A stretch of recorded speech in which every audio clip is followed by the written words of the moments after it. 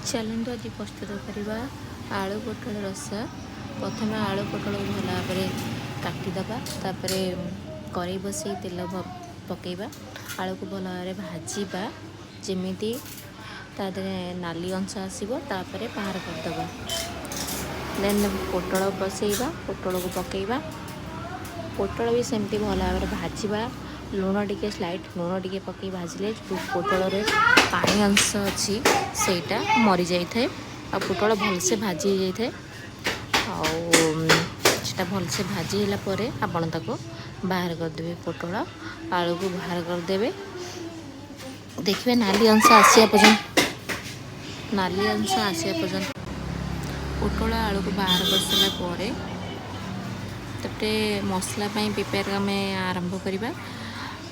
जेहेतु पोटल आलू क्वांटिटी टिके अधिक अच्छी से दीटा पियाज दीटा टमाटो अल्प किसी अदा अल्प रसुण दुईटा शुखला लंका जी जी राग खाईपर से परिमाण लंका नहीं पारे शुखला लंका तापर भल भाव पेस्ट करदे ग्राइंडिंग करदे।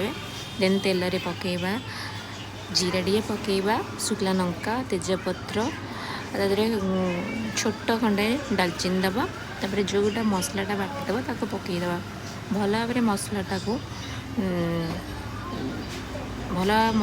को कषा भलसे जमीक पानी अंश मरीज पानी अंश मसला तापर पोटल आलू को पकईदबा तादे किसी पानी देकी फुटेवा आरंभ करवा।